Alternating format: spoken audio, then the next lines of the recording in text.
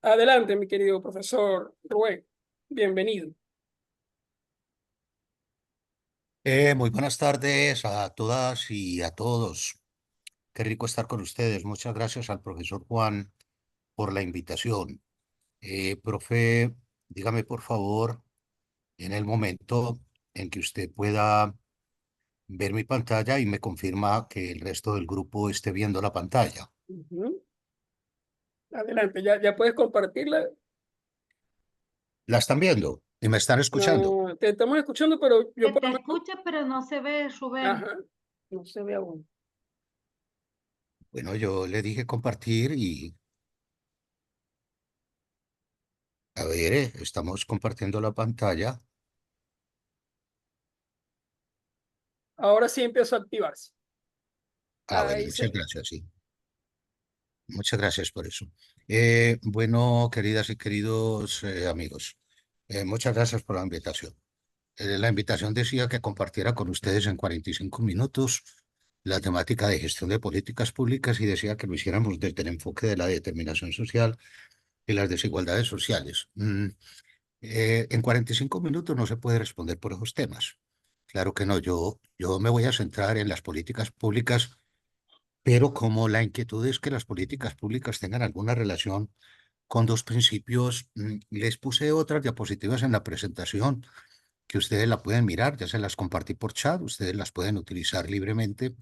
Algunas reflexiones epistemológicas, si se quiere, yo creo que son más de tipo ético y político que academias relacionadas con algunas de las confusiones que yo veo en relación con la gestión de las políticas públicas, no solamente en el campo de la salud, sino en términos generales.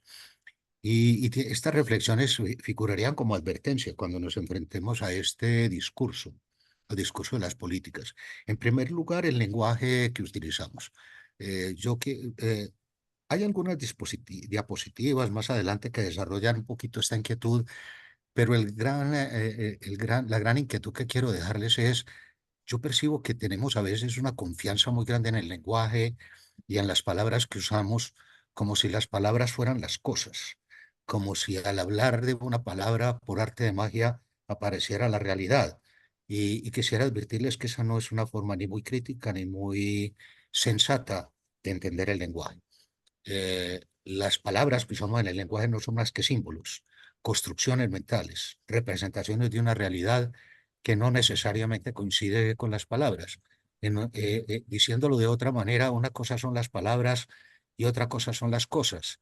Y yo les hice esta invitación es porque hablar de determinación, determinantes, desigualdades, inequidades, yo a veces me siento como en la Edad Media, en la Sorbona, pero hablando con Santo Tomás y San Agustín, hablando de palabras como si la palabra fuera por sí cierta, por sí misma cierta. Mi gran inquietud es que cuando miremos estos discursos, seamos muy críticas y muy críticos con las palabras, entendiendo que las palabras no son representaciones mentales construidas socialmente, son constructos sociales, pero también son dispositivos del poder, dispositivos políticos, y se pueden utilizar como armas para construir o para destruir, pero que no necesariamente las palabras crean la realidad, ni usar una palabra por sí misma nos asegura que la realidad se aparezca al lenguaje. El otro punto es el de la determinación social, un punto que hay que manejarlo con cuidado. ¿A qué se refiere? A que si bien algunos autores manejan la determinación con un enfoque muy similar al tradicional causalista que ha predominado en la filosofía y la ciencia, eh, la determinación social, como se plantea desde el siglo pasado, particularmente desde el materialismo dialéctico, no tiene un parentesco con los modelos causales, es decir, no estamos hablando de causas y efectos. Y lo que quiero, no sé si en este ejemplo podría ser un poco brusco, pero esa es la esencia de las cosas. Yo percibo que al hablar de determinantes sociales de la salud, mucha gente considera que en la ecuación tradicional que se usa en epidemiología, donde los modelos tradicionales incluyen variables biológicas, ese modelo se mejora cuando le metemos a la ecuación pedacitos de carne de gallina, pedacitos como si estuviéramos preparando un plato, y si le metemos un pedacito diferente, mejora el sabor. Entonces, en la ecuación, metamos la variable educación, metamos la variable ingreso, metamos la variable eh, mm, ocupación, como si se tratara de incluir variables. Cuando hablamos de determinación, no estamos hablando de variables, ni estamos hablando de causas. Estamos hablando de un enfoque filosófico muy distinto de una realidad que está cambiando y que no se explica desde la acción externa de un factor que desde fuera produce cambios adentro, sino que es una realidad que desde sí misma cambia. Por eso un enfoque de determinación social de la salud no se refiere a meter variables socioeconómicas ni culturales. Yo creo que ese es el mismo error que se cometió con el modelo causalista previo y que se sigue cometiendo desde enfoques de determinantes que no han podido asimilar que estamos hablando de una cosa diferente. Al final de la presentación, si les parece, discutimos más a fondo pues esa afirmación. Yo les había desarrollado el tema, pero no tendríamos tiempo de hablar de políticas públicas si hablamos de esa categoría. Igualmente, cuando me dicen que hable de las desigualdades sociales, tengo que advertirles en razón de advertencia que las desigualdades sociales no son un asunto ni novedoso ni libertario. Las desigualdades sociales se miden desde hace mucho tiempo. Es más, la medición de las desigualdades se ha utilizado por los modelos que concentran la riqueza por el capitalismo desde el siglo pasado, y no como una forma de cuestionar el modelo socioeconómico, sino por el contrario, como una forma de justificar la inequidad. Somos desiguales, nunca habrá recursos, siempre habrá pobres entre nosotros, y la forma como de entretenernos en esa apariencia es hacernos creer que de las desigualdades son inevitables y que no se pueden superar. Y podríamos hacer una afirmación tajante al respecto. Las desigualdades son patrimonio de la humanidad. Debemos defenderlas como derechos. Somos seres desiguales en el sentido de diferentes, y la desigualdad se entiende como la diferencia entre dos grupos, que es como la mira el positivismo. Hay que defender las diferencias. Somos blancos, negros, hombres, mujeres, atletas, científicos, matemáticos. A algunos nos gusta el arte, a otros no. Y esas diferencias hay que defenderlas como patrimonio, porque mucha de la exclusión social radica en desconocer las diferencias. Pero ese asunto de las diferencias y las desigualdades en que se ha encarnizado el positivismo y mucho de la epidemiología clásica no tiene mucho que ver con el tema de las inequidades, porque cuando estamos hablando de inequidades no estamos hablando de cualquier diferencia. Estamos hablando en otro ámbito de lo que es justo, de lo que es injusto, de lo que podemos respaldar políticamente, de lo que vamos a rechazar políticamente. Y ese es un tema muy distinto, de modo que hablar de políticas con enfoque de desigualdades no me parecería que les estoy haciendo un favor. Hábleme de políticas con enfoque de inequidades. Y no estamos en el campo de la estadística ni de los análisis de la situación de salud que muestran diferencias matemáticas entre dos grupos sociales. Estamos hablando de hasta dónde una diferencia nos parece justa o injusta a la luz de valores éticos, de valores y de criterios políticos. Como el asunto es también delicado, yo lo dejé para el final, porque si nos centramos en la discusión de este tema, no podemos hablar de las políticas públicas.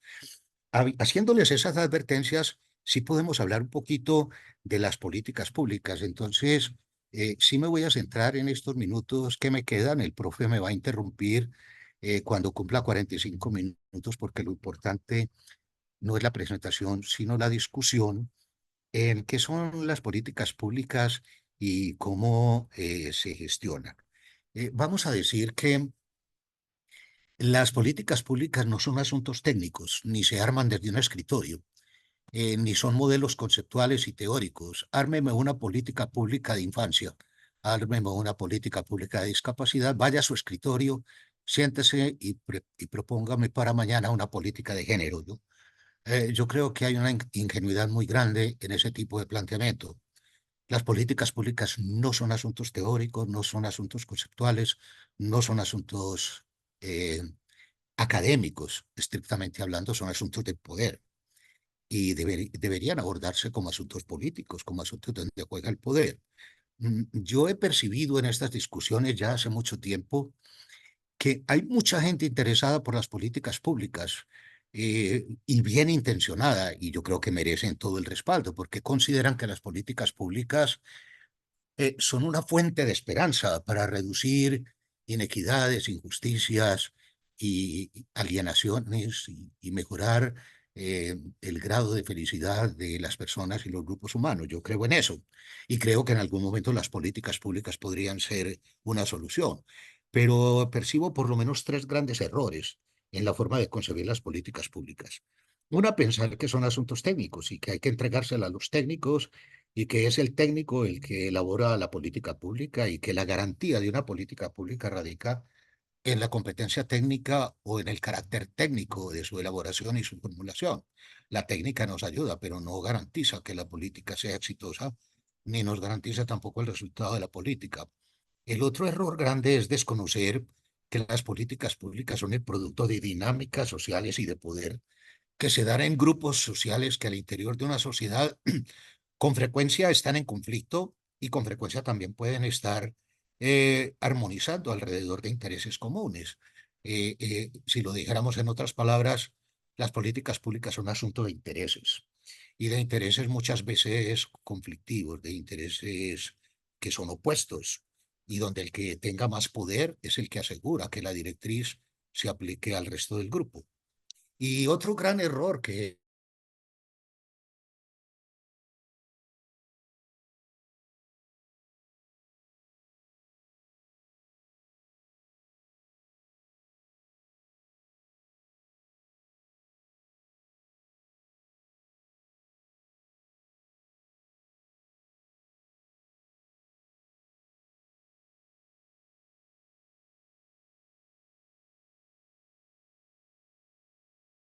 y yo creo que ese interés de muchas personas, yo creo que eso malogra la praxis de muchas personas. Vamos a entrar un poquito en asuntos que son debatibles, porque el tema es ideologizado. Es decir, este tema, como muchos temas en la ciencia positiva y en las ciencias sociales, están marcados por la conciencia social y por las ideologías que predominan. Vamos a precisar un concepto que de pronto puede ayudarnos a entender un asunto histórico. Aunque todos los sistemas políticos han emitido instrucciones, órdenes, normas, reglas que se imponen al comportamiento del grupo, es decir, aunque desde la antigüedad encontramos que ciertos grupos que tienen el poder en un momento dado emiten instrucciones, reglamentos, leyes que son taxativas, obligatorias para la sociedad en su conjunto, esas normas de la antigüedad son muy diferentes a las políticas públicas de la modernidad. Diríamos entonces que las políticas públicas son dispositivos del poder, son directrices, pero no son directrices como se hacían en la antigüedad. Las directrices en los términos en que se utilizan a partir de la modernidad tardía, inclusive a partir de lo que es la crisis del capitalismo en el siglo XX, en la posguerra, no se utilizan como sinónimo de cualquier directriz. Tienen una fisonomía diferente, una característica diferente. Vamos a definirla en términos un poquito generales como que las políticas públicas son directrices establecidas por un sistema político. Esto nos lleva al reto de caracterizar el sistema político, porque los sistemas políticos de derecha y de izquierda emiten políticas públicas. Y ambos defienden que esa política es una política pública. ¿Cuáles son las características del sistema político que está emitiendo esa normativa, esa directriz, y que se impone al colectivo? La palabra impone ahí tiene fuerza. Las políticas públicas no son recomendaciones, no son consejos que se le dan a la población. Las políticas públicas en la posmodernidad y en el capitalismo tardío y a partir de la Segunda Guerra Mundial, las políticas públicas son modelos taxativos, obligatorios, que se imponen como coerciones a la sociedad y que definen la manera como el grupo debe proceder frente a un asunto, pero no cualquier asunto. El capitalismo no valora las políticas públicas como normas que rigen la vida individual. No, la normativa individual se rige por criterios ideológicos, por criterios éticos, por criterios políticos y utilizan otro tipo de dispositivos. Las políticas públicas se aplican es a asuntos que la sociedad ha reconocido como asuntos de interés público. La palabra público en la tradición del capitalismo después de la modernidad tampoco es sinónimo de lo colectivo. Vamos a ver enseguida que una cosa es lo público y otra cosa es lo colectivo. Lo colectivo ha sido utilizado tradicionalmente, hombre, que la salud colectiva utiliza el término colectivo con una cierta connotación a partir de teorías críticas. Eso está bien, reconozcamos que hay detrás de esa concepción de lo colectivo, pero el término colectivo, como ha sido utilizado tradicionalmente y desde el siglo pasado, no es una cosa nueva, por las ciencias sociales y por la estadística positiva también, no se refiere exactamente a lo público. Vamos a tratar de marcar la diferencia entre lo que pudiera existir o que pudiera defenderse entre lo público y lo colectivo. En cualquier caso, las políticas públicas como dispositivos modernos de control social, las políticas públicas son dispositivos de poder utilizados por las sociedades modernas, eh, podrían asumir ciertas características y yo les puse ahí una figura que viene abriéndose camino a mediados del siglo XIX en Alemania y es la concepción de lo que son los estados sociales de derecho. La figura de todo Estado es un dispositivo político, una instancia política, de izquierda, de derecha, todo Estado es una institución política de poder, de control sobre la sociedad. De izquierda o de derecha, el Estado tiene una naturaleza de carácter político de control. Pero no todos los estados se comportan como estados sociales de derecho. Después de la Revolución Francesa, la burguesía impuso en la sociedad europea y la sociedad europea nos la transmitió a las colonias y antiguas colonias una figura de los estados respetuosos del derecho y de la normatividad jurídica y los estados liberales, democráticos liberales, fueron y pretenden serlo hoy en día muy respetuosos de derecho. Pero la figura del Estado social de derecho es una figura todavía más joven. Aparece en Alemania a mediados del siglo XIX, aludiendo a que son formas de poder político, estados, que no solamente son respetuosos de la norma jurídica, donde los agentes que forman parte de la institución estatal tienen que respetar la ley y no pueden obrar por fuera de la ley, y por eso a esas formas de Estado se las denomina estados de derecho, sino que el Estado mismo tiene una función social que privilegia los intereses sociales. La figura es muy atractiva porque uno con el lenguaje puede decir muchas cosas bonitas, aunque no sean ciertas en la realidad. Y la mayoría de los estados, que pudiéramos decir, tienen sus constituciones a partir de la segunda mitad del siglo XIX, se reconocen a sí mismos como estados sociales de derecho. Si ustedes miran la constitución de sus gobiernos, es muy posible que sus gobiernos, que sus constituciones reconozcan a sus países como estados sociales de derecho, estados respetuosos de la ley y con fines sociales. En el caso de mi país, la constitución vigente actualmente dice Colombia es un estado social de derecho. Muchos países dicen eso. Pero que eso lo digan las palabras y los términos jurídicos no necesariamente implica que los estados, como sistemas políticos, respeten la norma, ni que las normas contribuyan al beneficio social. Ahí es donde yo les digo que hay que ser muy críticos con el lenguaje, porque decir que un país es un estado social de derecho no quiere decir que en la práctica ese país se comporte como un estado social de derecho. En el caso de las políticas públicas, los analistas suponen que si la sociedad se comporta como un Estado social de derecho, y habría que verificar eso primero, las políticas solo pueden ser definidas por el Estado como autoridad legítima. Es decir, que ni la academia, ni la banca internacional, ni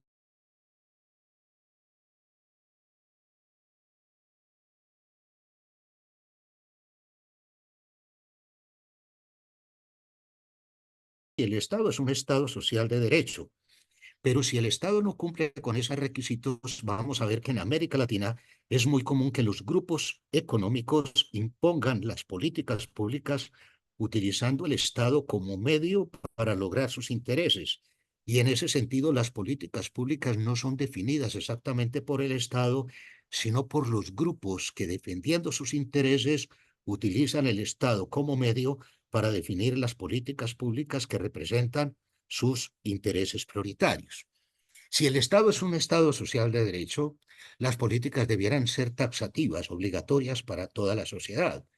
Eso es lo que idealmente nos dice la teoría política y uno lee los libros y los libros hacen análisis muy profundos de la taxatividad y universalidad y no discriminación de las políticas. En la práctica, un analista crítico se va a encontrar que eso no es así, que las políticas son taxativas para algunos grupos y son optativas para otros. En mi país, por ejemplo, les hablaría de mi país, ustedes me dirán si en sus países se da lo mismo.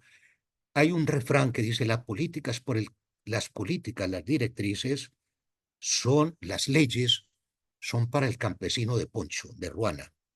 Las élites no cumplen las normas, las élites fijan la norma, pero ellas mismas no la cumplen. Entonces la política pública es taxativa solo para un sector de la población y no es taxativa para toda la población.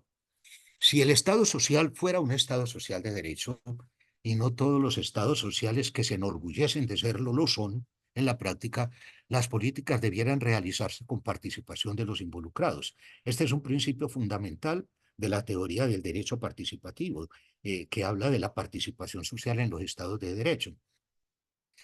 Colombia es un país, un estado social de derecho, pero yo me preguntaría hasta dónde se cumple el principio de que las políticas se realizan con participación de los involucrados. Miren esos países si este principio se cumple igualmente. Adicionalmente, las políticas debieran ajustarse, si es un Estado de Derecho, las políticas debieran ajustarse al derecho, no deberían ir en contra de los consensos que se han establecido en ese sistema político como normas jurídicas, como leyes, como derecho formal.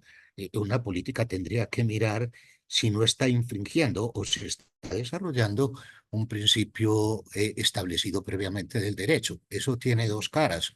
La primera es que como el derecho también es un dispositivo político que imponen las élites, es muy difícil que una política pública pueda ir en contra de un derecho que ha establecido cierto grupo político. Como ejemplo, les pondría el caso de que el gobierno colombiano actual, el gobierno del presidente Petro, ha tratado de establecer algunas reformas políticas que de alguna manera fracasan en el Congreso porque al confrontar esas iniciativas de reforma con la Constitución y con el derecho vigente, se encuentra que los principios del derecho que fueron establecidos en 1991 por los constituyentes defienden intereses sobre la propiedad privada, sobre la tenencia de la tierra, sobre las condiciones del trabajador, que se consideran por ley, y la excusa de algunos de ellos es que no podemos ir en contra del derecho formal. De ahí que la iniciativa de algunos grupos es, si el mismo derecho no nos permite aplicar políticas públicas porque el derecho nos restringe y nos limita a dar respuesta a los intereses públicos o los intereses sociales, hasta donde el principio de ajustarse a la ley del Estado de Derecho desde el punto de vista del beneficio social. Y finalmente, se llaman políticas públicas en la medida en que respondan a los intereses colectivos y según los estados de derecho, el Estado de Derecho debe privilegiar los intereses comunes sobre los intereses particulares. Parecería que estas cinco figuras son fáciles de entender. Yo creo que en teoría son fáciles de entender, pero en la práctica lo que hacen es reflejar profundas contradicciones que son de tipo ético y político al interior de los sistemas políticos y alrededor de las instituciones que actúan como agentes políticos.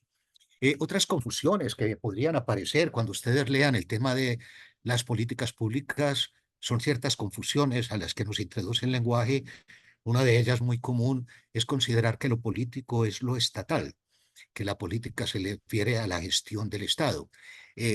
¿Por qué diría yo que hay que mirar con sospecha este concepto de que las políticas públicas es lo que hace o deja de hacer el Estado?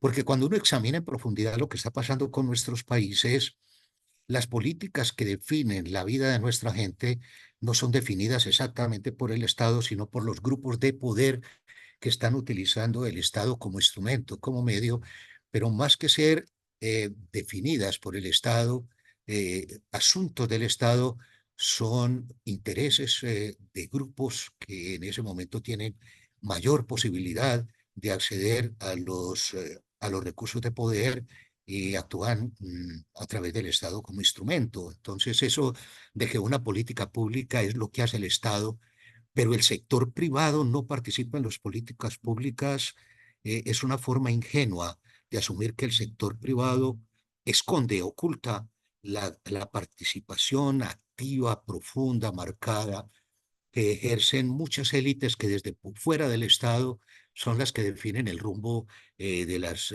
directrices.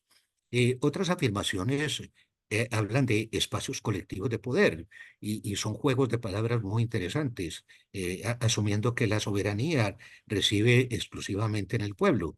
Y uno puede estar de acuerdo con la afirmación, pero cuando uno analiza en profundidad a qué se refiere que el pueblo sea el que participa en la toma de decisiones, podría descubrir que el pueblo vota, pero el pueblo no decide, que al final es la persona que ha sido elegida la que asume la representatividad de la población, y las democracias representativas y el voto que se hace a través de representantes no necesariamente refleja que los representantes que debieran actuar en nombre de los electores estén reflejando realmente los intereses de los electores. Hasta dónde es común que los elegidos, que los gobernantes, que los congresistas, que los diputados estén en contacto con las masas electoras para consultar cuál es su interés, su decisión, su motivación al frente de determinada norma. Lo público es también un proceso complejo que no se refiere solamente a la cantidad de individuos involucrados. Lo público es una categoría mucho más elaborada, elaborada en la modernidad tardía y elaborada a partir de ciudades que se abren en espacios donde la gente tiene que interactuar unos con otros, y son los mercados los que están definiendo la capacidad de interactuar de los individuos. Mm, lo público no es entonces un asunto estadístico. El asunto se convierte en público cuando el 60% de la población dice que sí. El asunto no es público porque el 80% de la población diga que sí. ¿Cuántas muertes maternas se necesitan para que el asunto sea público? ¿Cuántas muertes por desnutrición se necesitan para que el asunto se convierta en un asunto público? ¿Cuál es el monto de la corrupción que se requiere en un país para considerar que la corrupción se convierte en un asunto de interés público? Las políticas públicas en la posmodernidad se vienen construyendo más a nivel de lo que es el consenso, el grado de consenso que se va logrando en una población que por definición es una población heterogénea y que no necesariamente llega fácilmente a un consenso cuando tanto las condiciones en que viven como cuando los intereses que defienden pueden ser heterogéneos e inclusive opuestos. Un caso particular eh, nos podría ayudar a diferenciar lo público de lo que es colectivo y de lo que es estadístico. En el año 2001, en Nigeria, en un país musulmán, una corriente fundamentalista Sharia se tomó el poder. Los fundamentalistas tienen una forma muy particular de aplicar el Corán, e inclusive son a rajatablas con algunas normas que impone el Corán.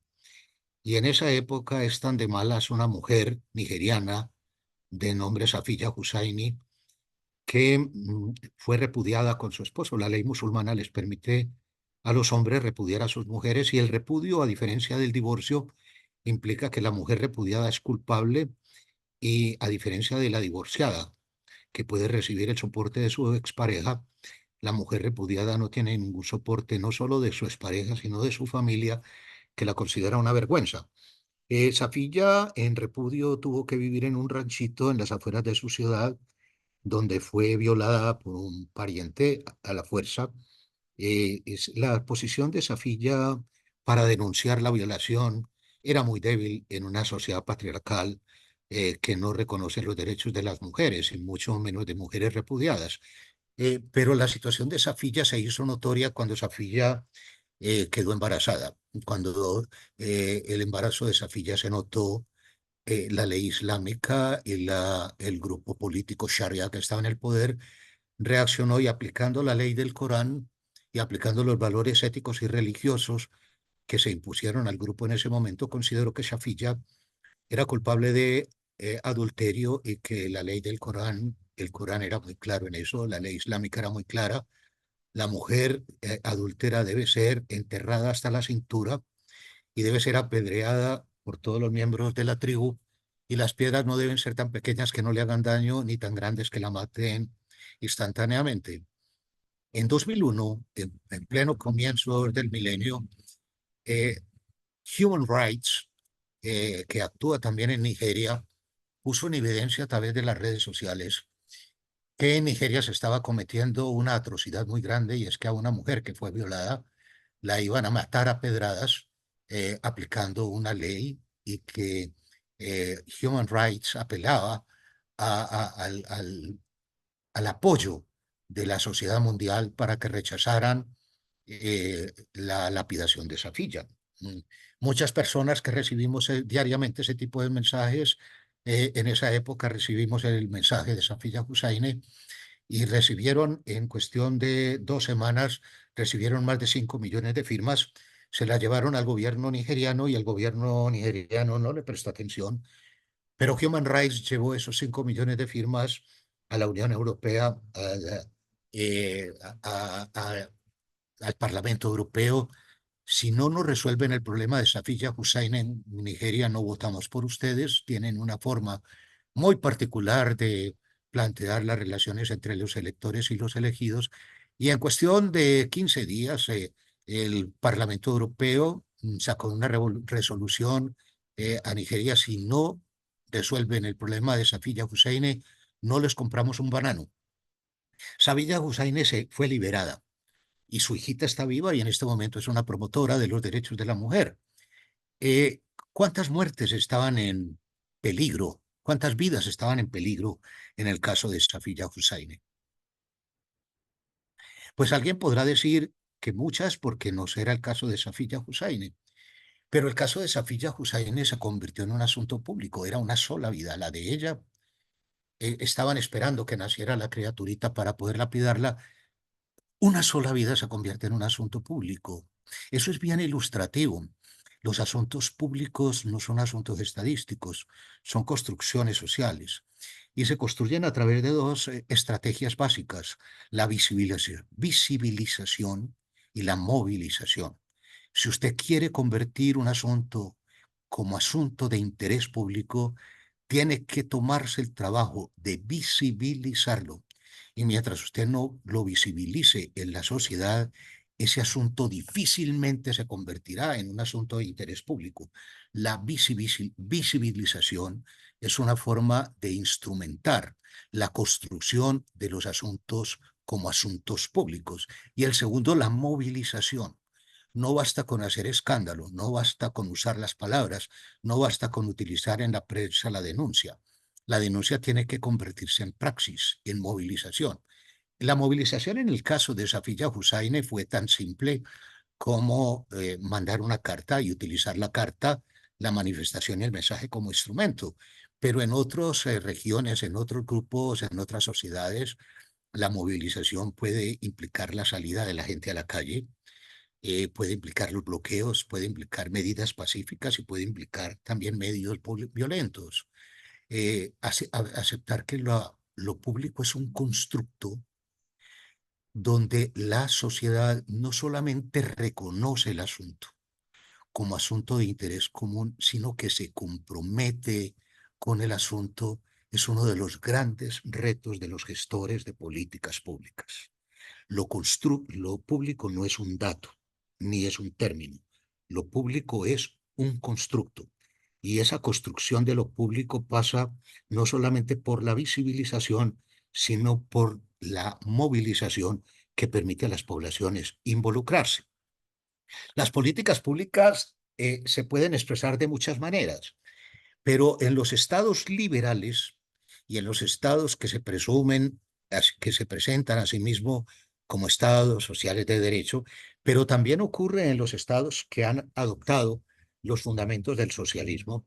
Las políticas públicas se expresan de cuatro maneras. Se expresan en las disposiciones formales que establece el Estado, como son los decretos, las leyes, las normas jurídicas, las constituciones, las resoluciones de las instituciones estatales. Si ustedes quieren ver la política de infancia de su país, pues miren qué dice la legislación de su país, qué dicen las disposiciones oficiales de su país, y es posible que ahí encuentren las políticas públicas. Las políticas públicas se encuentran en los actos oficiales, en las disposiciones formales de las instituciones políticas. Pero no es la única forma. La norma jurídica, la Constitución, la ley, no es la única manifestación de la política. Las políticas se manifiestan también en los planes de desarrollo, en los mecanismos administrativos que ponen en marcha la política. Y yo diría que en varios países de América Latina tengo la oportunidad, he tenido la posibilidad de haber compartido en algunos países el análisis de políticas públicas donde se descubre que la normativa jurídica, no se compadece con los planes de gobierno, es decir, que la norma apoya formalmente, la norma reconoce la inequidad de género como un problema social y la norma propende por superar las inequidades de género. Y la norma, uno dice, qué norma tan bonita, esa norma, qué belleza de norma. Y en este país, ¿qué han logrado con eso? No han logrado nada, Rubén, no hemos logrado nada, porque la política se quedó en un canto a la bandera, la política se quedó en un acto jurídico, pero ningún plan de gobierno, ni a nivel nacional, ni a nivel territorial, ha implementado eso, ha convertido la política en un plan, y son los planes los que le asignan recursos, los que definen responsabilidades, los que instrumentalizan las políticas. Podría simplificar la conclusión de esa parte en esta frase: si una política pública se queda en la norma formal, en la ley, en el decreto, y no se convierte en un plan, esa política no es más que una canción a la que se le puede poner música y si quiere la bailamos, si quiere le ponemos música y la bailamos, pero no se llevará a cabo. Muchas políticas públicas fracasan porque no dan el salto de la normatividad jurídica taxativa a la instrumentalización de los planes. Los planes y proyectos, programas que desarrolla una sociedad, que implementa una sociedad, son la expresión de las políticas públicas. Yo puedo estudiar una política pública en la normatividad jurídica, pero también puedo estudiar la política pública en lo que es la implementación que se observa en los planes de desarrollo, en los programas, proyectos y planes que desarrollan las sociedades y las instituciones. Esas son dos formas muy comunes de ver las políticas públicas, pero hay una tercera. Una tercera que hemos explotado poco en América Latina es que las políticas son directrices del sistema político que bien pueden expresarse en las leyes, claro que sí, y en los planes de desarrollo, claro que sí, eh, pero la norma no se cumple, no se implementa si no se incorpora a la cultura y no se incorpora al imaginario del grupo y no se incorpora al repertorio de acciones de los individuos y a los valores éticos y culturales del grupo. Y esto sí no se logra por decreto, esto sí no se logra a las malas. Promover la lactancia materna no se hace por decreto. y usted puede desarrollar un plan para promover la lactancia materna, pero si usted no logra llegarle a la sociedad, no solamente a las madres lactantes, a las madres que en ese momento tienen hijos lactantes y niños pequeños, la política no se llevará a cabo. La política pasa por el imaginario cultural, la política es filtrada por los valores culturales, la política es filtrada por la ideología, por la propaganda, por la educación, por la información.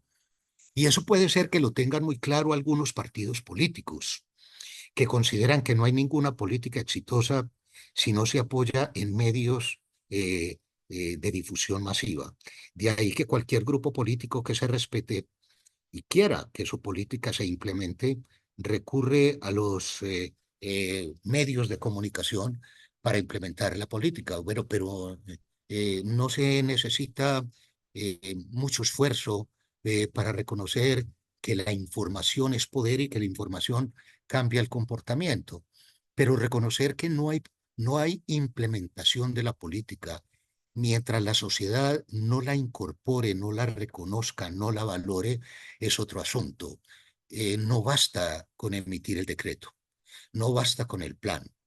¿Cuál es nuestra propuesta en términos de educación, de información, de contenidos ideológicos que definan el marco de acción de una población? Pudiéramos decir que estos tres que hemos discutido son los dispositivos políticos más utilizados por los estados sociales de derecho. Pero a partir de 1980 hubo también un cambio muy grande en el desarrollo del capitalismo, la emergencia de la acumulación de capital que se produjo en la posguerra inmediata dio lugar a un desarrollo acelerado de la concentración de la riqueza. Nunca hubo tanto dinero al interior del capitalismo como lo hubo en la posguerra. Los analistas económicos llaman al periodo de la posguerra la edad de oro del capitalismo. Nunca tuvo el capitalismo tanto dinero como ocurrió después de la Segunda Guerra Mundial. Y fue en ese periodo de la posguerra donde el capitalismo empezó a preocuparse por la forma de concentrar aún más la riqueza, y la academia le dio la respuesta. La academia tampoco ha sido neutral. Yo creo que muchas de las estrategias que asumió el neoliberalismo surgieron de la academia, y hay que decirlo con nombre propio. La Escuela de Chicago, Milton Friedman desde la Escuela de Chicago, pero muchas de nuestras universidades, influenciadas por Milton Friedman y la Escuela de Chicago, le dieron también cuerda a este tipo de estrategias. Y una estrategia que va a utilizar el capitalismo para implementar las directrices que rigen sobre la sociedad es que ya la norma que rige nuestro comportamiento en la sociedad no la define el Estado, sino el mercado. Y eso se logra con dos estrategias fundamentales. La privatización de los bienes públicos, que pasan a ser propiedad de las agencias privadas, y, eh, y la desconcentración o debilitamiento del Estado, lo que en América Latina dio lugar a se interpretó como descentralización, y que en algún momento muchos ingenuos creímos que la descentralización implicaba una ventaja, cuando en el fondo lo que implicaba era debilitar democracias tan precarias como las que nosotros teníamos todavía en nuestros países.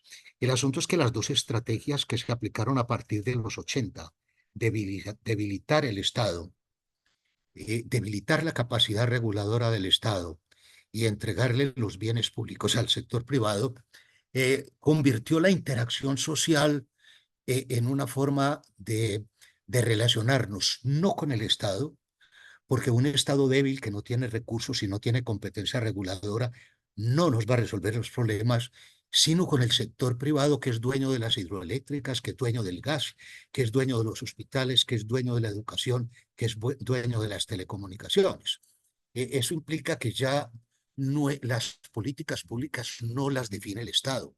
En los modelos neoliberales, donde el Estado se ha debilitado y las empresas son las controladoras de los recursos públicos, ya las políticas las define cada empresa.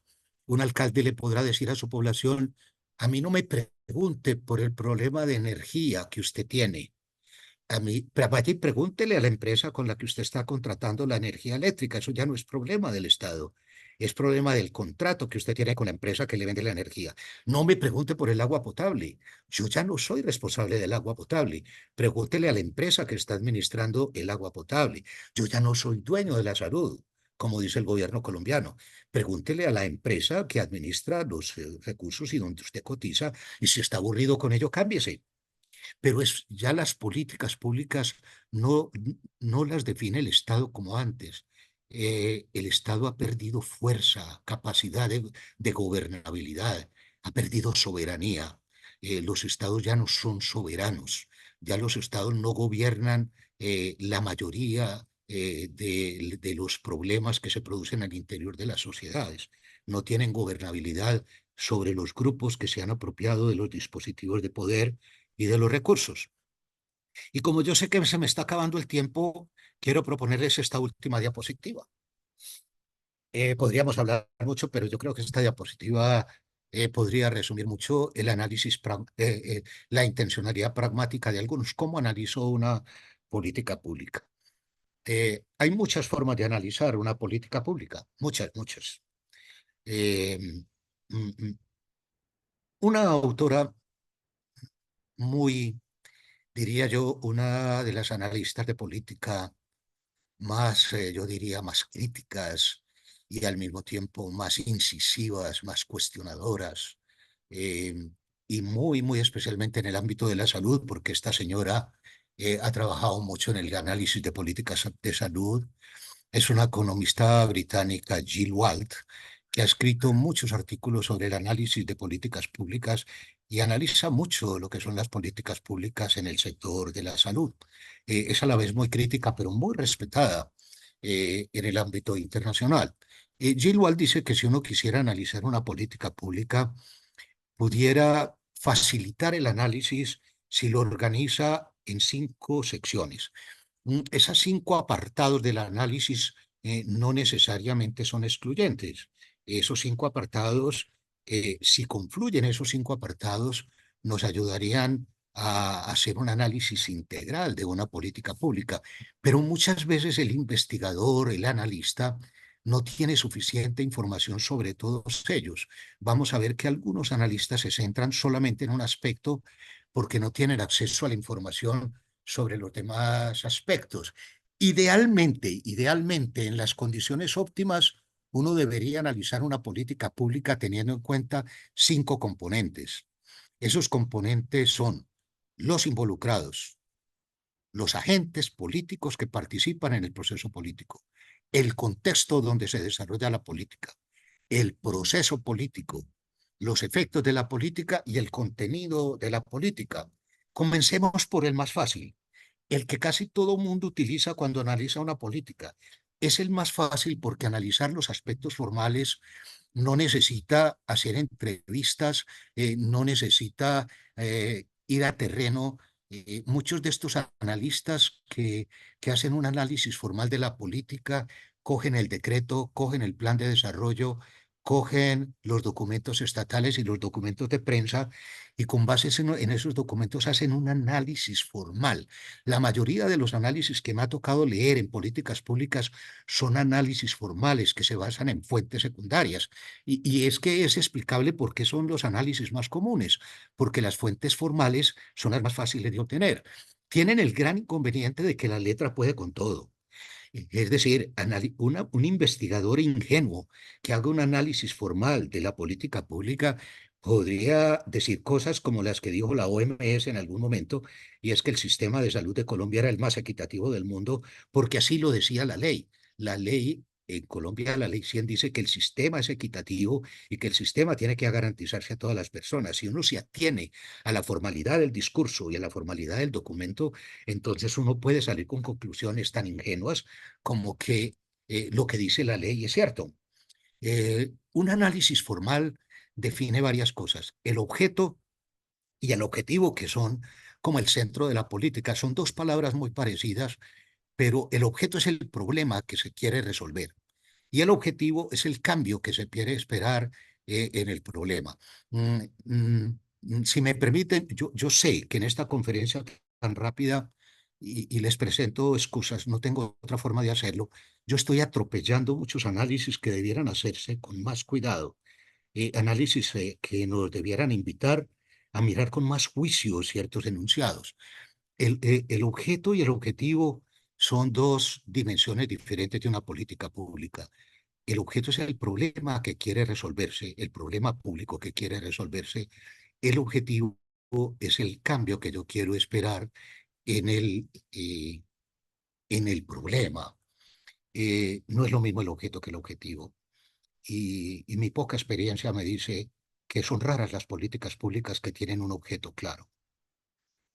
Yo empiezo a leer una política pública y yo hago eso mucho con mis estudiantes y el nivel de frustración es grande porque una de las preguntas que nos hacemos, ¿cuál es realmente el problema que quiere resolver la política de discapacidad? ¿Cuál es el problema que quiere resolver la política de género?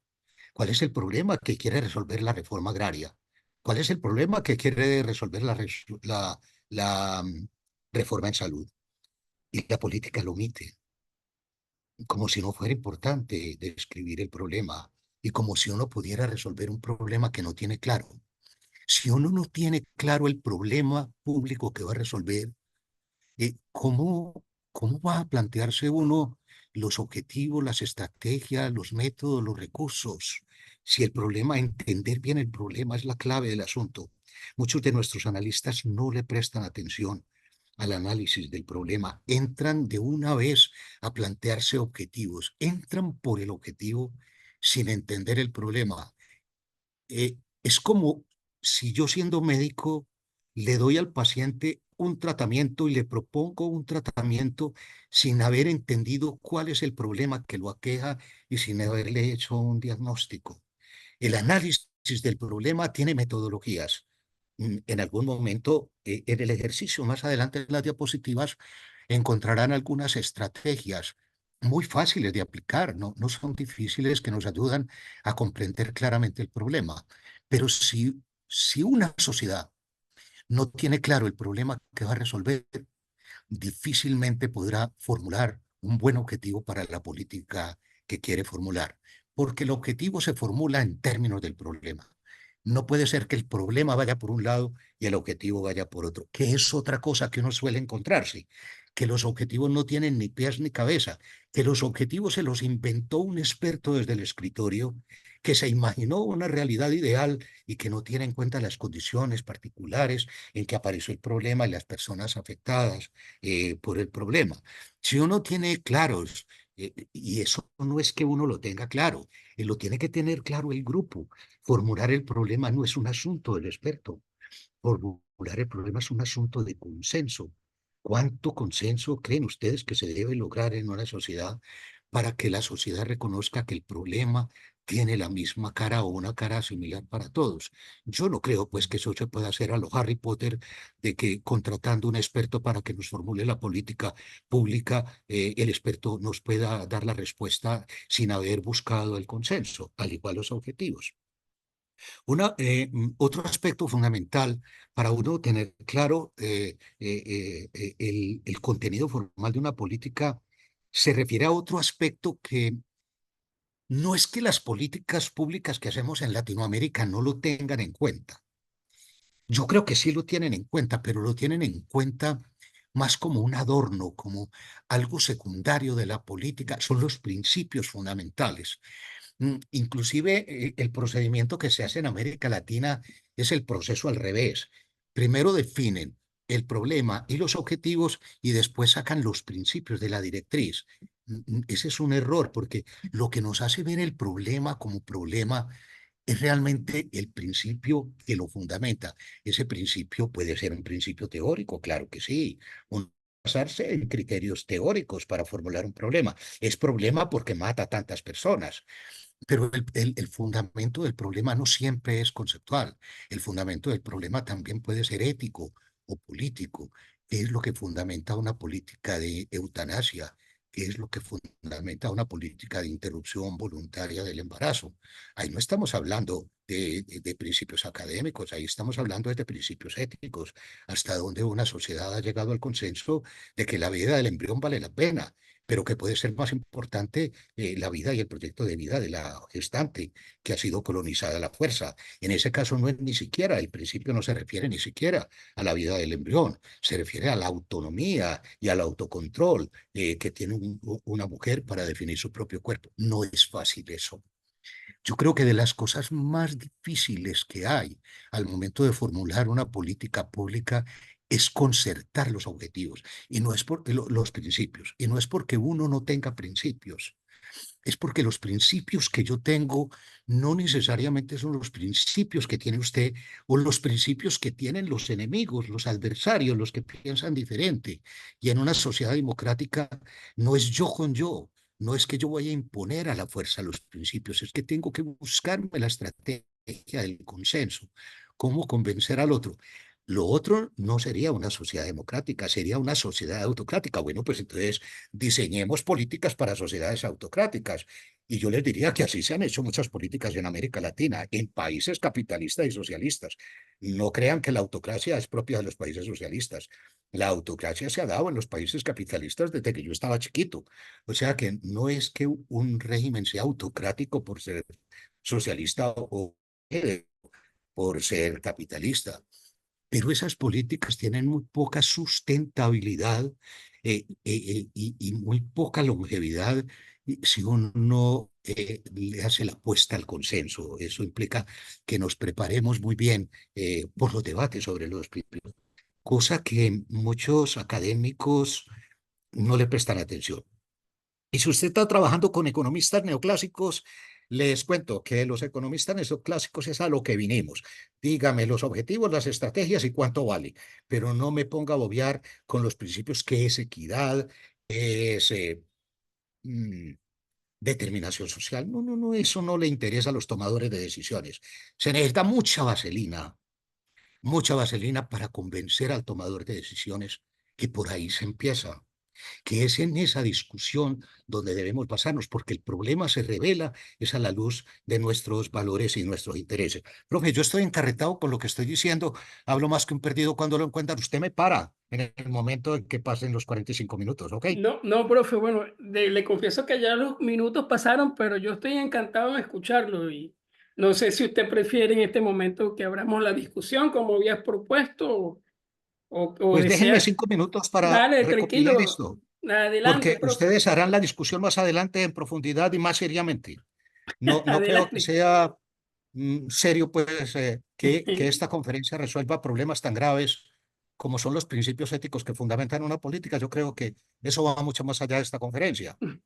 Y Ah, los análisis formales incluyen estos elementos, que no es que no les sirvan. Definir, identificar el objetivo, valorar si ese objetivo es coherente, el problema está claro, los principios fundamentales estoy de acuerdo con ellos, las reglas que voy a definir, las reglas procedimentales, las directrices, la población blanco a la que va dirigida la política, en una política de control de embarazos precoces en adolescentes, donde estamos suponiendo que el problema de una niña que apenas está entrando a la adolescencia es que debiera tener oportunidad de buscar otros proyectos en la vida. ¿Cuál es la población blanco? Si nosotros entramos trabajando con la adolescente misma, ya llegamos muy tarde. El problema es entrarle por la infancia, cuando la niña está elaborando su proyecto, cuando la parejita, cuando los niños están preparando su proyecto reproductivo, entrarle a una política de control de la reproducción en adolescentes cuando la chica tiene 16, 17, 18 años, es llegar muy tarde. La población objeto no es el adolescente, la población es el niño. Entrarle a la violencia de género no es entrarle solamente a la víctima, es entrarle también al agresor. ¿Cuál es nuestra población objeto? ¿Cuál es el ámbito de la política? La política que aplicamos para una región es válida en todas las regiones. Si será que la receta que me resuelve el problema a mí en mi ciudad, en mi región, funciona lo mismo en otras regiones. Yo no creo eso. Yo creo que hay que hacer análisis de contexto que me diga, esta política funcionó aquí por esto, pero no funcionó acá porque las condiciones eran los recursos. No hay ninguna política que funcione sin recursos. ¿De dónde van a salir los recursos? ¿Quién va a poner y quién va a administrar los recursos? ¿Quién los va a manejar? ¿Quién va a administrar la política? Las políticas no se hacen con babitas. Las políticas necesitan compromiso, no solamente compromiso de las personas que administran la política, compromiso del funcionario público que tiene a su cargo la distribución del recurso, la capacitación del recurso, sino también responsabilidad de los ejecutores de los recursos. Estos son los aspectos formales. Gran parte de los análisis de política son así. Hay otros análisis de política que se centran en los efectos, que analizan los resultados. Muy difícil me parece a mí eso. Estamos en un modelo, esa concepción de que uno analiza los efectos de la política sigue casada con los modelos unicausales que suponen que las causas y los efectos están relacionados. Muy difícil es atribuirle a una política pública un cambio cuando en una sociedad múltiples condiciones de tipo social influyen en que la sociedad logre superar el problema, logre superar el cambio. Que es muy común hacer un análisis de efectividad, de eficacia de las políticas, sí, que es muy común que los analistas se dejen seducir por el objetivo, yo quiero evaluar la eficacia, quiero evaluar la efectividad de la política de atención a la discapacidad, sí, pero tal vez no saben lo que dicen. No todos los cambios que aparecen en relación con la reproducción, con la discapacidad, con la nutrición, obedecen a la política, obedecen a otros aspectos que no son la política. O sea que atribuirle a una política el cambio implicaría que uno tenga muchos argumentos muy fuertes para sopesar eso. Los contextos son fundamentales. La inquietud del profe Juan de analizar los contextos es compleja en el sentido de que las ciencias sociales y las ciencias naturales tienen mucha experiencia en la descripción de los contextos. Tenemos herramientas estadísticas, tenemos herramientas sociológicas y antropológicas para caracterizar una población, pero para integrar esos conocimientos en una explicación integral del proceso histórico de esa sociedad, eso es lo difícil. Ahí es donde necesitamos otros conceptos, otras aproximaciones epistemológicas, otros puntos de vista. No se trata solamente de describir cuál es la ocupación, cuál es el nivel educativo, cuál es el estrato socioeconómico. No, no, no, no, no, no. Eso lo ha hecho el positivismo hace mucho tiempo. No se trata de hacer tablas descriptivas con... No, no, no, es que mi variable tiene es que mi tabla tiene la categoría de género. Es que mire que yo estoy superando la descripción porque incluí no es que no es meter la variable género, es que así no se comporta la determinación, no es de meterle una presita de res al sancocho para que sepa bueno, no, es de tener un enfoque diferente. ¿Cómo interactúan esas condiciones en un momento histórico particular de esa sociedad que no se da en otras sociedades? El enfoque de determinación no es una receta que se aplique para todas las sociedades. Es una organización de la pregunta que nos hace darle sentido a lo que ocurre en diferentes sociedades. Los procesos se refieren a si la política fue transparente, si fue concertada, en este momento, una alumna me decía esta mañana en una clase, profe, yo quiero, mi tesis le va a prestar mucha atención a la exclusión. Yo quiero mirar la política de discapacidad en Colombia prestándole atención a los excluidos. Y voy a hacer un estudio mixto. Yo, está bien, mixto. Yo creo que sí, porque creo que lo cuantitativo no es suficiente. Yo estoy de acuerdo con eso. Lo cualitativo me ayuda y me parece muy bien. ¿Y cómo vas a analizar la exclusión de las personas que no fueron tenidas en cuenta en la política? No, voy a reunirme con los gestores y los líderes que participaron en la política. Le dije yo, oye, y no será que los excluidos no quedaron ahí. Si tú analizas solamente ese grupo, los excluidos no quedaron ahí. Las exclusiones, ¿dónde las vas a buscar? Tienes que buscar los excluidos. Si quieren es el concepto de los excluidos. ¿Cómo se implementó la política? A la berraca, como decimos en Colombia, a la fuerza, a la violencia, a punta de látigo, a punta de mentiras, como muchas de las políticas que se aplican en América Latina se han aplicado, a punta de distorsionar la información y hacerle creer a la población por medio de los medios masivos de comunicación, presentarles una realidad que no existe, que es falsa. Se aprueba una política a punta de mentiras. La política fue el resultado de un proceso deliberativo democrático. Hay tanta tela para cortar cuando analizamos el proceso político. Y el otro aspecto que pudiéramos analizar es los actores.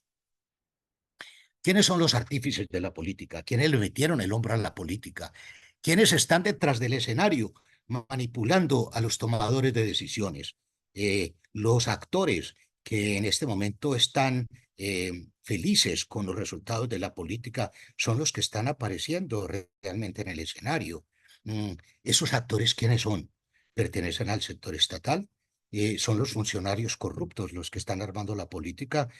¿O son los que financian las campañas de los políticos y están condicionando a los políticos para que sean los políticos los que toman una determinada decisión? Es la parte que algunos analistas dicen más difícil del análisis de políticas, porque muchos de estos análisis de actores lindan y tienen una frontera muy, muy estrechita con el delito. Muchos de estos actores no quieren aparecer, son los reales artífices de la política, pero no quieren aparecer porque muchas veces está en tela de juicio la legalidad, la ética de su participación, la intencionalidad de lo que proponen. Pero a pesar de que yo comparto, muchas veces ni siquiera la policía, ni la fiscalía, ni la procuraduría, ni los órganos de control son capaces de identificar la responsabilidad detrás de una política pública. Yo entiendo la dificultad de caracterizar los actores, pero a este respecto la señora Wall dice, parodiando las obras de Sherlock Holmes, elemental, querido Watson, elemental. Entender una política es entender los intereses de los actores. Si usted no ha logrado entender los intereses de los actores, no es capaz de entender la política. Listo, profe, dejemos ahí. Yo creo que esto es Ok, suficiente para que el grupo participe y dé sus opiniones. dale, profe, dale, ya vamos a abrir el derecho de palabra. Pareciera que las políticas públicas, cuando son mal formuladas, es como aquel traje del cuento del rey desnudo, ¿no? Evidencian toda una cantidad de injusticia y desigualdad. Bueno, yo voy a abrir el derecho de palabra para quienes bien tengan el deseo de hacer algún comentario o de hacer alguna participación. Tienen la oportunidad de participar.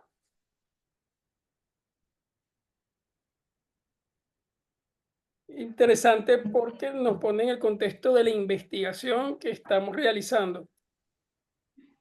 Aparte de Rubén, súper claro y crítico, me ha encantado la exposición y bueno, quedan algunos interrogantes para seguir estudiando ahora. No sé si los que están cursando el postdoc quieren hacer alguna pregunta. Creo que Karim está levantando la mano por allí. Adelante, Sí, Karim. todavía estoy asimilando, profesor, Sí, tantas definitivamente. cosas en el ejercicio, en el proceso de el tiempo,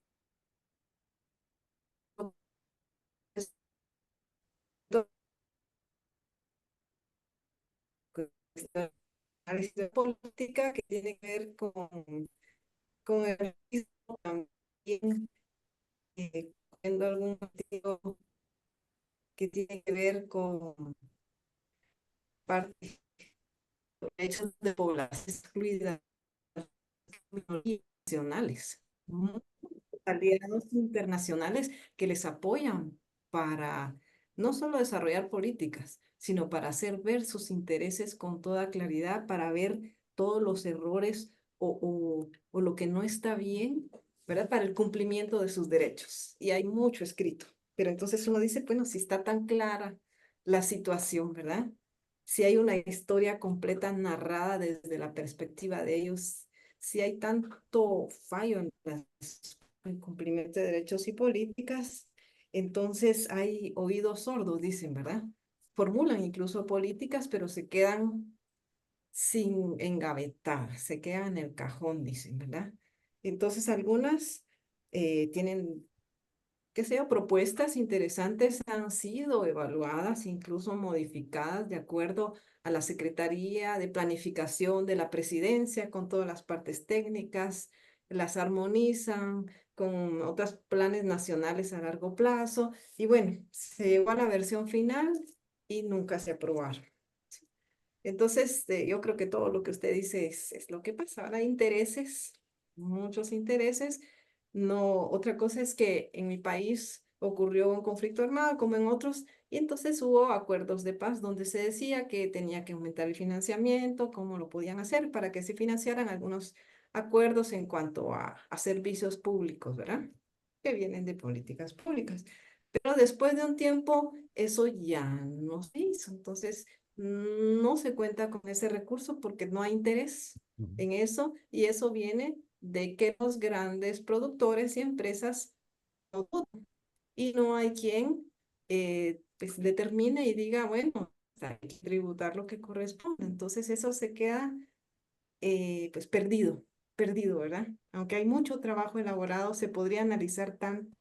Entonces decepciona un poco, ¿verdad? Lo que son las políticas públicas. Y pero a veces dicen, bueno, sí, prosperan algunas, como la ley de las comadronas, por ejemplo, que son un poquito viables, diría uno, pero de ahí cuando viene el financiamiento, se lo entregan al Ministerio de Salud con el presupuesto con el que ya cuenta. Entonces le cargan algo más con el que no sabemos si tendrá presupuesto. No sé, este es un comentario, no es una pregunta, pero pues quería expresar esto. Sí, gracias, Karim. Profe, permítame darle la palabra a una compañera venezolana que trabaja junto conmigo en la maestría de salud colectiva acá, que quiere hacerte una pregunta. Yo me permití invitarla. Adelante, Mari. Bueno, muy buenas tardes a todas y a todos. Desde aquí de Venezuela reciban un abrazo. Gracias, profesor Juan, por permitirme participar. Muy interesante esta disertación. Fundamentalmente me voy no es una pregunta, sino un poco hacer como un contexto de lo que usted planteaba con respecto a la determinación social de la salud y lo que son las políticas públicas. Primero, señalar que para estudiar desde el punto de vista multidimensional, hay que tomar en cuenta todo lo que es género, etnia, raza, eh, todo eso hay que tomarlo en cuenta desde lo multidimensional. Primero eso, y esa relación biológico-social, que es lo que no tomamos en cuenta o no toman en cuenta los decisores de políticas públicas, porque la política pública, como ustedes señalan muy enfermamente y acertadamente, no es desde un escritorio, eso viene de abajo hacia arriba. Es decir, son las comunidades desde sus necesidades propias, que son distintas entre comunidades y entre distintos países, e incluso dentro de un mismo país, dentro de diferentes estados, en caso de Venezuela, que ellos los llamamos estados, en otros lo llaman provincias, etcétera.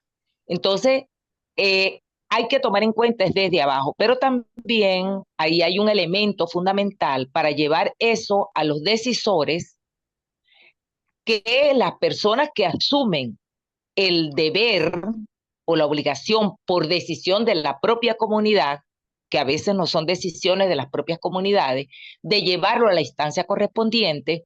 Por eso es que a veces las políticas pueden sufrir un desfase.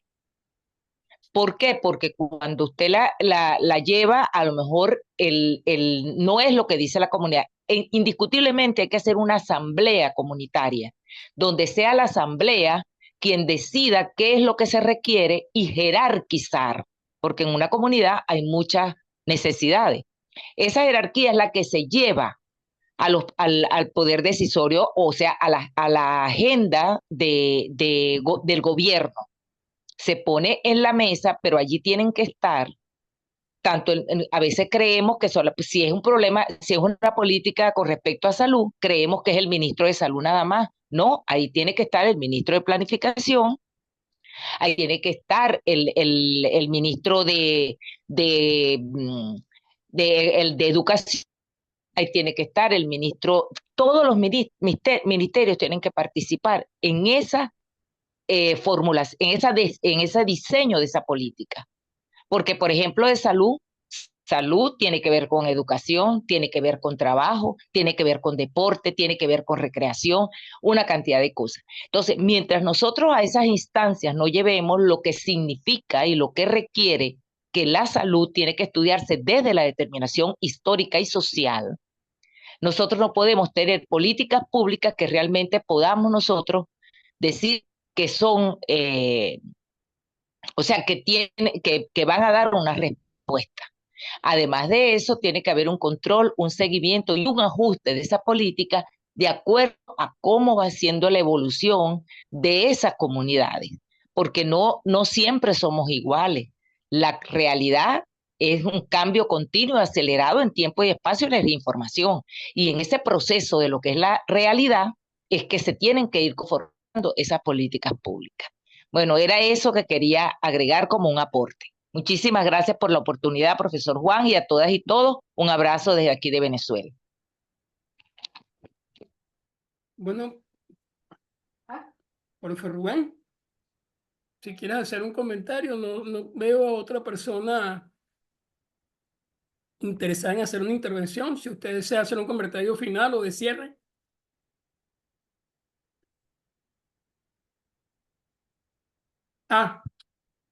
Alejandra. Hola, buenas tardes. Adelante, cielo. Hola. Escuchamos Lo que a pasa es que Alejandra. no encontraba la manito y por eso no la podía levantar y de hecho no la he encontrado. Profesor, muy buena tarde, muchísimo gusto. Como lo dice allí el tablero, mi nombre es Cielo Rebeca, también de Colombia y trabajo en Bello, muy cerca de usted. Soy enfermera y tuve la oportunidad de estar inmersa y de liderar un proceso de una construcción de política pública de salud mental. El antiguo Plan Decenal de Salud Pública de Colombia, que debía finalizar en 2021, nos decía y nos retaba a todos los municipios que debíamos tener una política pública de salud mental construida y evaluada a 2021. Y lo cierto es que todavía muchos municipios no la tienen, ¿verdad? Y eso ha sido un proceso complicado para convencer a los mismos gobiernos locales de que se necesita una política pública de salud mental, pero ellos solamente la conciben desde el punto de vista del contenido, como usted bien lo explicaba. Entonces me decían, si se necesita una política pública de salud mental, siéntate en tu escritorio y redáctala y no las muestras, ¿sí? Entonces, para uno que desde el punto de vista de la micropolítica, que era la anterior discusión con el profesor, tiene muy sentado de que hay que tener una transformación personal que vaya construyendo esa transformación dentro de una política global. Pero no lo es así para todas las personas. Entonces uno se encuentra en un sentimiento de permanente frustración al tratar solamente de convencer a las personas de que es necesario escuchar la voz de las comunidades. Pero resulta que cuando uno va a la comunidad a pretender escuchar su voz, la misma comunidad no sabe expresarla. Y me atrevo a decir que no sabe expresarla porque de pronto comienzan a solicitar cosas que no son congruentes con la realidad, como por ejemplo de que ellos necesitan un centro de salud en cada zona para no desplazarse hacia los que ya hay, pero resulta que no hay recursos económicos para eso, ¿cierto? entonces la comunidad no tiene los mismos tiempos que uno. Para ese proceso que usted nos insta a desarrollar, que es que construyamos una política o las políticas públicas con la comunidad, en la comunidad, escuchando las voces de la comunidad, a mí me da mucho temor porque de pronto ese tiempo de la comunidad se va prolongando y nos quedamos toda la vida en la construcción, en la teorización y en la redacción, y el tiempo va pasando y no se plantea la acción ni desde la comunidad porque no estamos acostumbrados, ni desde los gobiernos porque no hay ni disposición ni recursos para esas políticas. Entonces, mi pregunta va en este sentido. ¿Cómo comenzar desde la comunidad? ¿Cómo medir esos tiempos? ¿Cómo no quedarnos en el constante y en la perpetua formulación? Porque entre otras cosas en Colombia somos formular y para implementar medianamente, después nos quedamos un poco rezagados en evaluar y en la evaluación o seguimiento tampoco incluimos a la comunidad. ¿Cómo iniciarlo? Tiempo que tener con la comunidad y qué tengo que hacer para en algún momento preparar a la comunidad para que realmente sí aproveche ese rol que se le da de constructor de manera adecuada. Muchas gracias.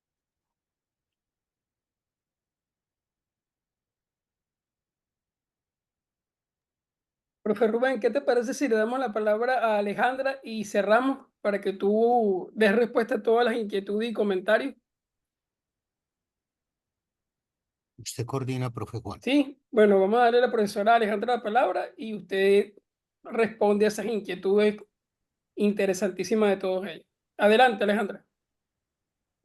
No, nada, Juan, adelante. Yo más bien lo que quería era felicitarlos y agradecerles porque pensé que ya no había más intervenciones, pero me parece que mejor dejamos a las intervenciones de los compañeros las preguntas y yo ya al final, bueno, pues Ok, agradeceré a vale, Rubén y a Darío. al final te doy la palabra de cierre, mi querida coordinadora. Mira, Rosa está pidiendo la palabra, por favor, vamos a escuchar a Rosa. Gracias. Buenas tardes a todos. Buenas tardes, profesor Rubén Darío.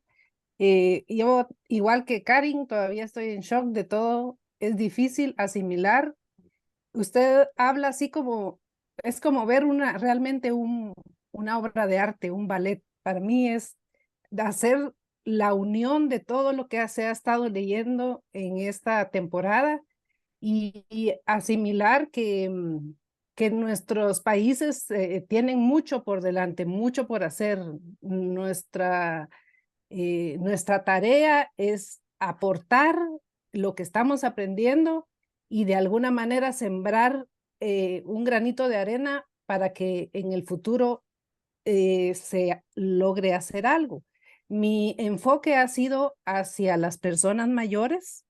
Hice un estudio aquí en Guatemala y ahora estoy tratando de ver cómo las políticas públicas no se han cumplido. Había una propuesta, ¿verdad? Por lo mismo que se sabe de los organismos internacionales de salud para todos en el año 2000, ahora ya es un plan CATUN 2030 y hemos estado leyendo, he tenido el apoyo de 2 de los profesores del postdoctorado y realmente no hay información, no hay, pues no puedo decir datos porque no son variables como usted mismo lo dijo, sino que no hay documentación de la participación de personas mayores y encontré dentro de todo un libro que tal vez usted conoce de Estados sin Ciudadanos de Sonia Fleury, ¿verdad? Y por ahí habla de que políticas no son cumplidas y encima de eso toma en cuenta a las personas y algunas veces ellos no están de acuerdo con lo que se propone, ¿verdad? Entonces, estamos ahí buscando más del tema y le agradezco muchísimo todo el aporte, las muchas diapositivas que nos mandó. La vamos a revisar y vamos a profundizar en esto tan importante para nuestros países. Muchas gracias. Mucho gusto. Gracias. Bueno, profe Rubén, tienes la palabra y después se la damos, después de ti se la damos a Alejandra. Adelante, profe Rubén. No, es que solamente hubo una pregunta sobre el cómo, ¿cierto? Y yo creo que no Sí, hay una sí. receta para el cómo. Ujú. Sí, no hay una receta para el cómo. Yo creo que cada contexto social y político es diferente. En un entorno sujeto desde hace tanto tiempo a la violencia política, armar una política pública podría ser muy distinto a armarla en México, armarla en Chile, armarla en Bolivia. No hay un cómo, no crean que haya un cómo. Pero eso no quiere decir que no haya metodologías publicadas que nos ayudan a organizar las decisiones. Aunque una política no es un proyecto, proponer armar una política con participación social sí puede administrarse de alguna manera inicialmente como un proyecto y hay algunas herramientas para hacerlo. Una forma que se ha utilizado en algunos países de América Latina para gestionar eh, iniciativas que ayuden a la comunidad a participar en la formulación de la política tendría que ver con, en algún momento mm, eh, fue útil para un pueblo como El Salvador que quería formular una política pública muy difícil en su momento, con gente que políticamente no tiene influencia sobre las transnacionales que manejan los medicamentos. Entonces, la idea de la doctora María Isabel desde el ministerio de formular una política pública se hizo aplicando el método Z, que organizar las decisiones, pero que en el fondo involucra a las comunidades, pero le ayuda a uno a organizar por etapas, por momentos y a ir sintetizando para que las acciones no queden dispersas, el método ZOPP. Pero pues, tampoco creo que sea pues como que el profesor recomienda que el método ZOPP, se usó el método ZOPP y les dio resultado, porque sacaron fue el primer Salvador, y que alguien decía no son capaces de sacar una política contra las transnacionales y lograron sacar la política de control de medicamentos utilizando ese instrumento, el modelo ZUPP, que no es para políticas públicas, es para gestionar el proyecto. Y la doctora María Isabel, la ministra, lo tenía muy claro. Es una política, no es un proyecto, pero vamos a utilizar este esquema procedimental para ir organizando las decisiones de la política. Eso podría ser, pero no hay una receta única, pues si me permite. Creo que Karin está pidiendo la palabra brevemente. Adelante, Karin. Ah, ya que menciona proyecto, profesor, yo en las lecturas que he hecho veo que, bueno, en el proceso de elaborar, tal vez no solo políticas, sino alternativas para resolver problemas que aquejan a la comunidad y donde sí se ha tratado de problematizar y expresar cuál es el problema, entonces se echan a andar proyectos con financiamiento externo, entonces dan solución a ciertos lugares con cierta población, pero luego no si aún teniendo buenos resultados, no los asimila el Ministerio de Salud, por ejemplo, o la entidad respectiva para generalizarlos. Entonces se quedan con múltiples proyectos, con múltiples entidades y organizaciones que financian, haciendo, digamos, no replicando, sino abordando partes de una problemática mayor, pero en un momento dado se va el financiamiento. Entonces no logran llegar a política, no logran establecerse ya como algo, como parte, ¿verdad? De los servicios a largo plazo del ministerio, con un respaldo legal, pero se quedan en proyectos que están demostrando y demostrando y demostrando reiteradamente y no logran superar. Sí que ese fenómeno creo que se da en otros países que se podría hacer en este caso. Estoy de acuerdo. Una política no es un proyecto, una política es un dispositivo político. Y cuando a un grupo político no le resulta la política pública porque no le resultó, hay otros dispositivos políticos. Y esos otros dispositivos políticos pueden ser la manipulación ideológica, la violencia. Hay tantos dispositivos políticos. No crean que las políticas públicas son el único dispositivo que utilizan los sistemas políticos para asegurar sus intereses en la población. Estoy de acuerdo. Una política pública no es un proyecto. Y me ratifico en eso de que no existe un único cómo. Pero también me ratifico en que si somos inexpertos o vemos que el asunto es muy difícil y queremos concertar fácil las acciones de distintos sectores, la metodología de gestionar inicialmente la política como un proyecto puede permitir a los grupos organizar sus agendas, lograr objetivos. No sé si logré hacerme entender. Sí, sí, muchas gracias. Sí, profe. Bueno, vamos a darle la palabra a nuestra coordinadora del postdoctorado, a Alejandra, para que despida este módulo 3 del día de hoy, el cual yo me siento muy contento y feliz de que haya concluido en buenos términos. Entonces, adelante, Alejandra.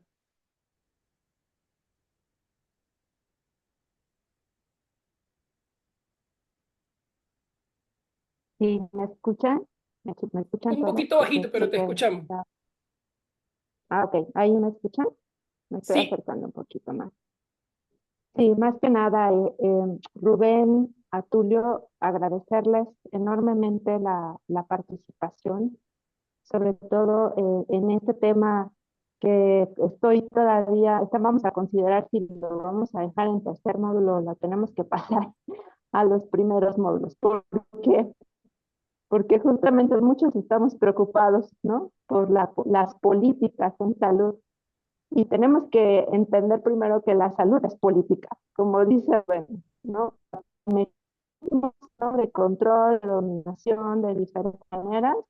Y en definitiva, pues la salud es un mecanismo político, ideológico, pero también que está todo orquestado, armamentado, materializado y que llega a la subjetividad pues prácticamente de todos, ¿no? Los que estamos involucrados en esta área, y creo que Rubén con esto nos está dejando como la, la, la reflexión de que pues tendríamos que empezar hablando, ¿verdad?, de la salud como esta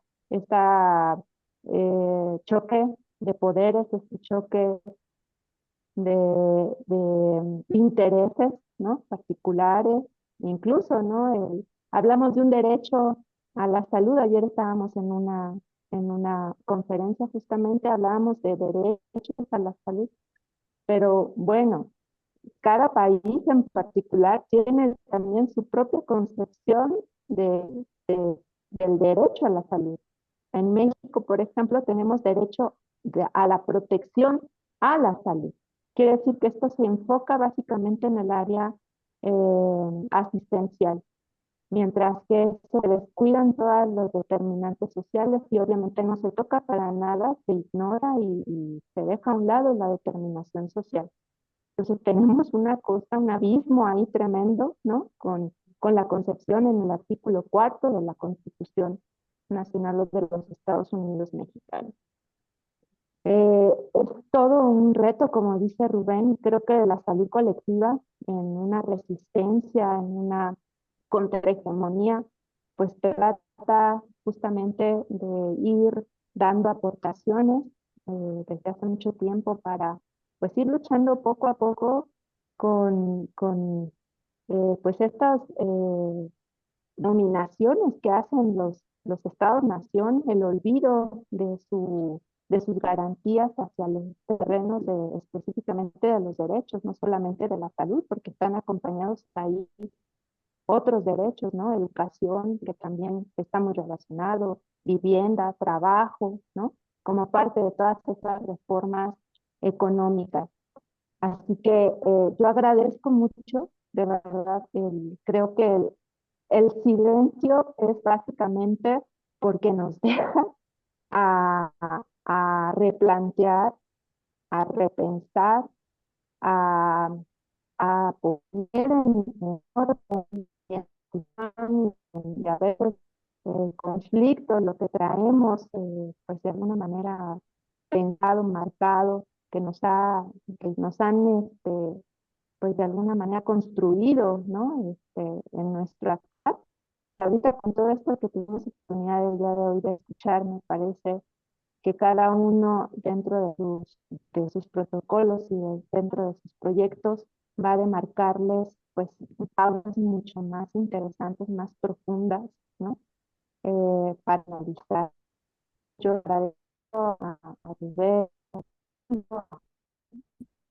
esta coordinación del módulo. Y por segundo punto, quisiera pedirles a todos los participantes del postdoctorado, subimos al grupo un formulario para responder en Google, porque también como profesores del claustro estamos interesados en mejorar, lo decía Tulio, ¿no? Bueno, de homogeneizar el conocimiento, ni de dominación, ni de mucho menos, pero sí nos interesa mejorar lo que estamos haciendo ahorita, ¿no? En términos del postdoctorado, como un proceso de transformación, como un proceso de colaboración, como un proceso de trabajo entre redes.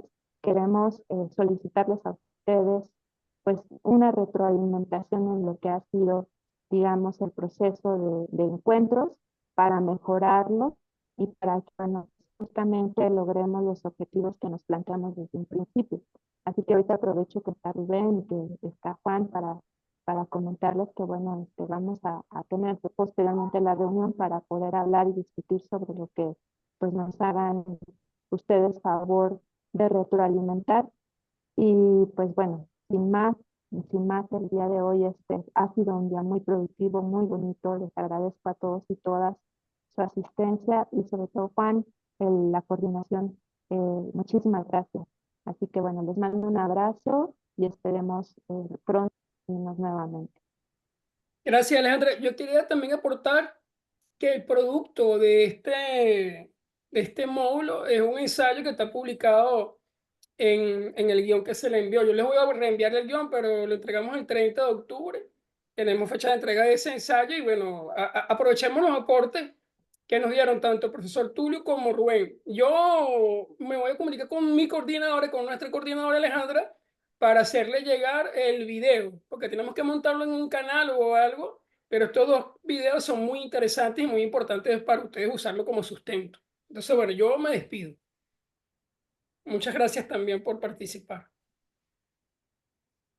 Muchas gracias. Gracias. Profesor Gracias Rubén. a todos. Muchas gracias. Gracias a Dora, a todos. Mari, al profesor Rubén, a Francesca, a Miguel, a Cielo y a Eric por participar. A Rosa. Gracias. Feliz tarde. Gracias, Rubén. Gusto verte, de verdad. Me da mucho gusto verte y verte bien. Un abrazo hasta ahí. Se ve rozagante. Sí, Sí, sí, te extrañamos, Rubén. Gracias. Mala hierba no muere. No digas No, eso, profe. yo lo sé. Bueno, un fuerte abrazo. Karim, Rosa, Dora, Eric, Juan, Cielo, Mari. Sí, Mari, gracias por participar, Mari Ramos. También, gracias.